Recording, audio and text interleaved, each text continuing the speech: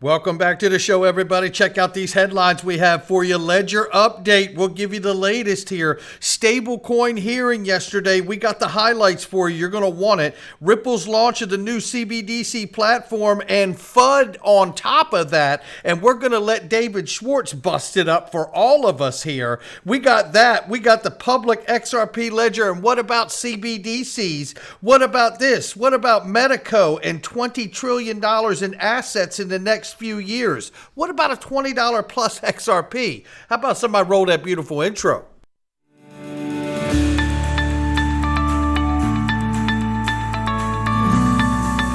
Digital Perspectives with Brad Kimes. Come on in.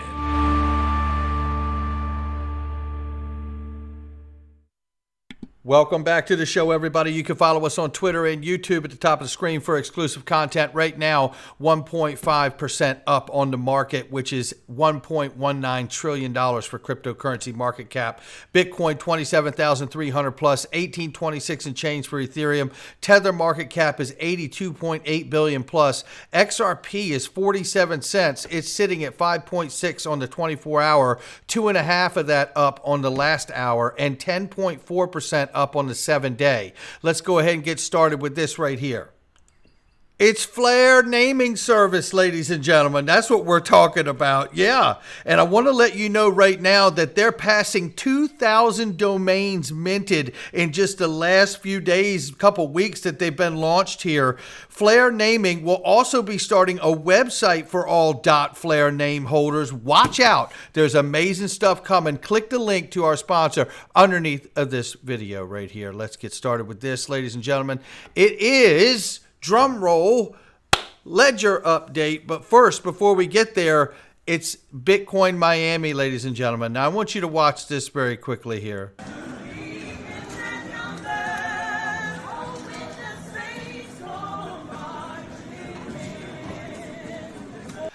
Now, holding a funeral for the U.S. dollar may be funny on its face.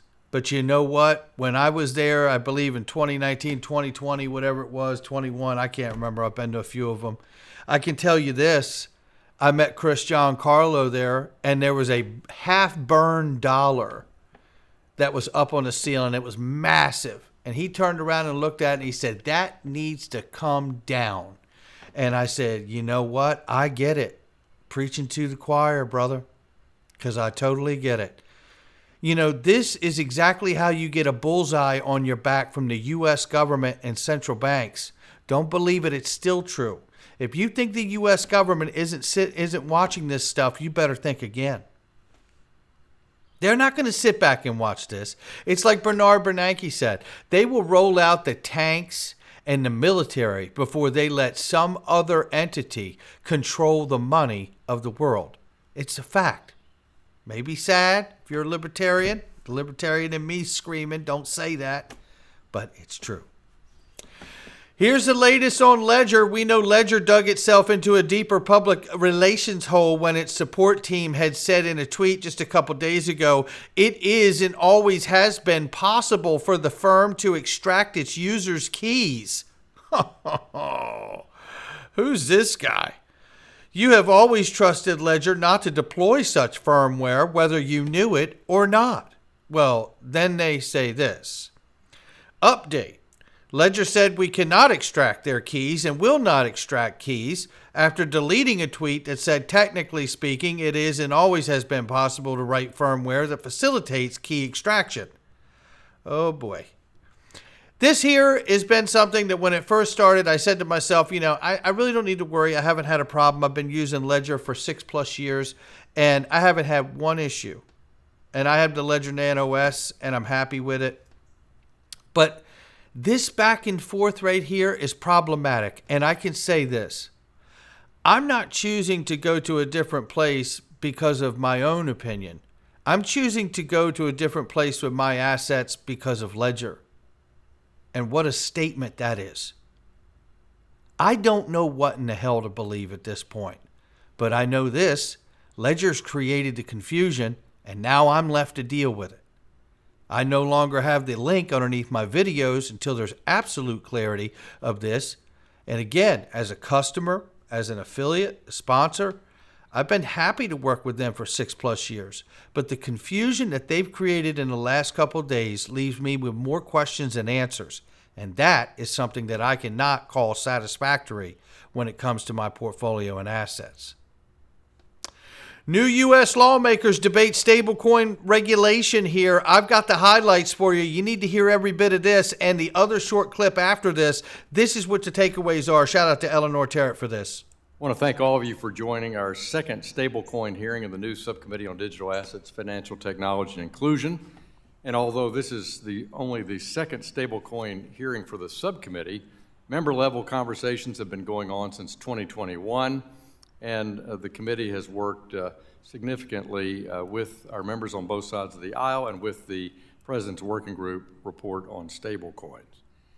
From those hearings, both sides of the aisle discussed key guideposts for effective regulatory framework for payment stablecoins, which were incorporated into the stablecoin proposal in the last Congress and the two proposals noticed for today's hearing. For example, Undersecretary Lang made clear that any regulatory framework for stablecoins must have strict requirements in place around reserves and capital to guard against potential runs. So we included those requirements in both of the proposals. The Undersecretary also made it clear that disclosures and attestations are critical for creating an enhanced transparency among stablecoin issuers, and those were included as well. To echo the Undersecretary and the title of today's hearing, we want for payment stablecoins to be used as a payment mechanism, which they're really not today. And also the only way we can do that is by passing the appropriate regulatory framework legislation. In 2022, we made extensive progress on bipartisan stablecoin legislation, and we've continued to build on those efforts by taking feedback from members and stakeholders, and the legislation noticed today reflects that feedback. There are many ways, clearly many ways, where members have different views, and you can see that from the two proposals. But from my seat as chairman of this subcommittee, I remain convinced that members on both sides of the aisle are actively working in good faith to find agreement on these key points. We also agree on the basic protections that must be included in any stablecoin legislation. Consumer investor protection at the heart of our bill. So I want to be clear that while we notice two different legislative proposals today, we're not starting from scratch. To do so would have been ignored all the effort that's been made and the common ground that was found during the negotiations on the previous proposal. And I want to stop there only because the rest of it is really solid. I'm not trying to cut the guy off, and shout out to Representative French Hill for that. But look, there's two proposals. That's the takeaway, right? They're not starting from scratch. But here's the thing. You know the right side of the aisle wants to do it from the state level. You know the left side of the aisle wants to do it from a federal level. I think there's going to be your biggest rub right there, right? But let's all agree that this clip is straight fire, and you're going to want every bit of it. Shout out to Mr. Mann for this one.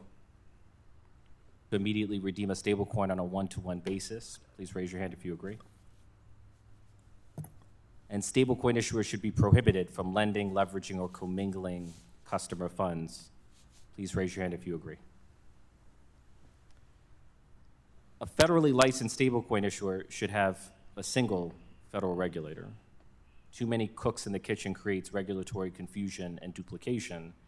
If a stablecoin is a currency regulated by the Federal Reserve or a trust regulated by the OCC, it should not simultaneously be a security regulated by the SEC. Do you agree with that, Mr. Homer?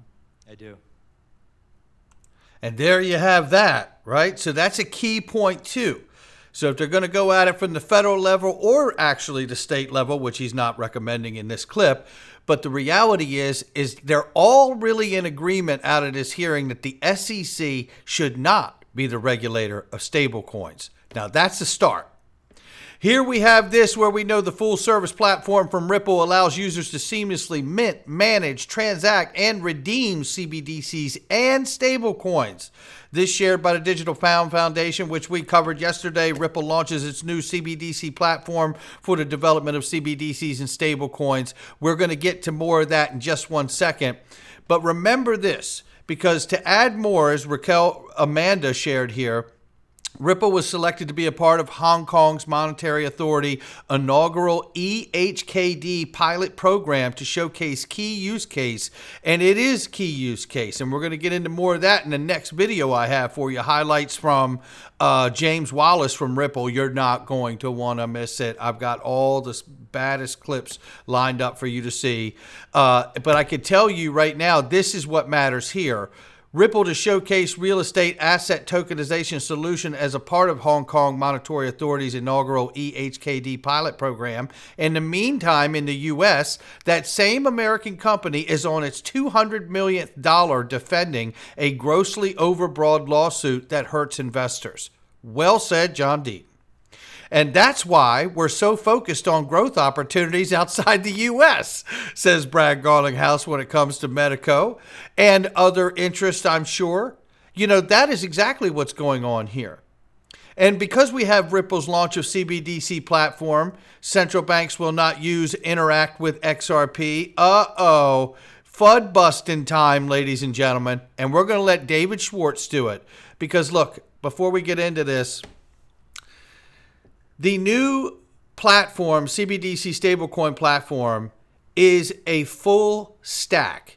It has the full suite of products. And as David Schwartz says here, the CBDC platform reaffirms the significance of the XRP Ledger as it's built with the same core ledger technology. It has the ability to interact with the XRP Ledger and use XRP as a bridge for cross-currency and cross-border payments.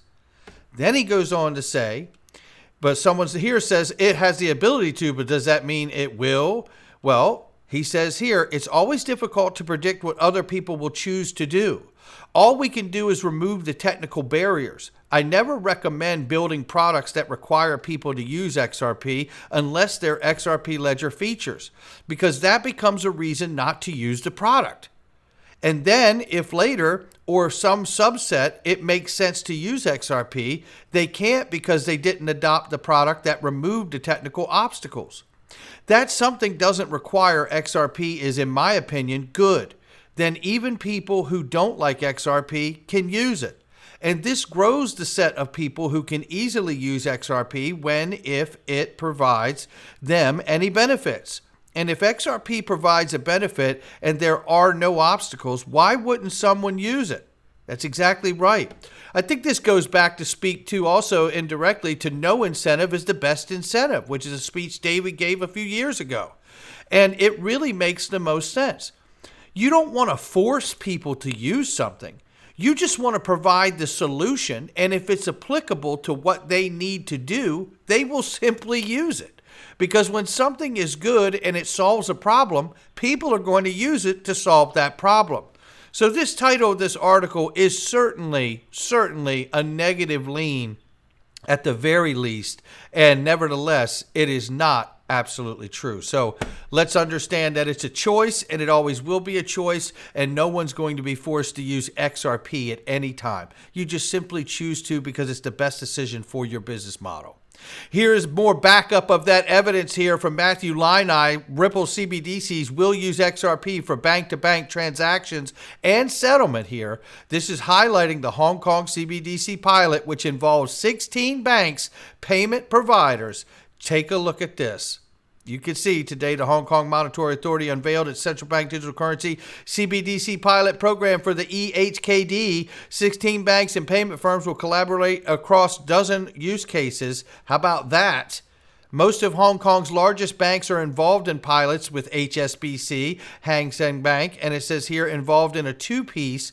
It also includes several payment technology firms, including Alipay, Ripple, Gizek, Deverant, and it says here Visa and MasterCard. We like hearing this, don't we? Meanwhile, today, Ripple announced its Ripple CBDC platform, which uses the same technology as its XRP Ledger.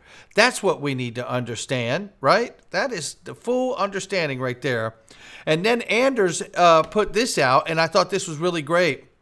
And he says, no CBDC announced on a public XRP Ledger, but on a private version of the XRP Ledger. But Palau is piloting a US dollar stablecoin on the public XRP Ledger. That is true.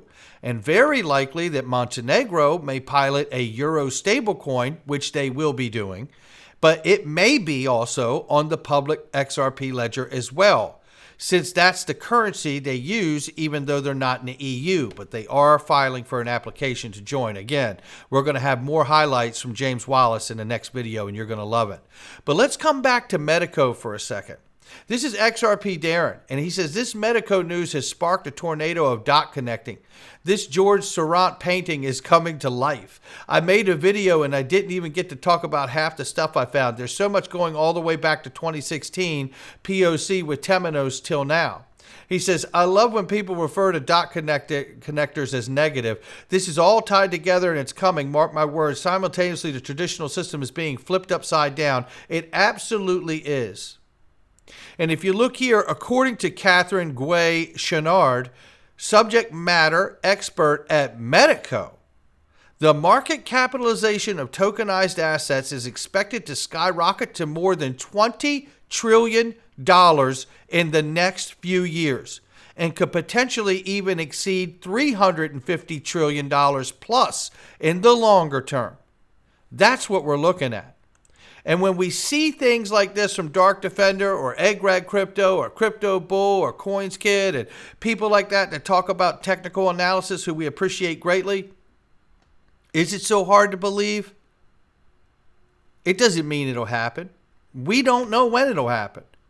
But I tell you this, we can't just look at the chart and imagine what it's like to say that $20 trillion of liquidity has poured into the market over the next 3 years. You don't get to see that coming.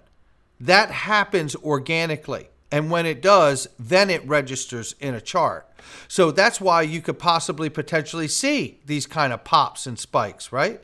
That have happened in history past for XRP. Again, no guarantee to these things, but the reality is the stage is set to be seeing the results that have been talked about for so long, and I can't wait to see them no matter how long it takes. Not financial advice from me or anyone else, it's just my digital perspectives. I'll catch all of you on the next one.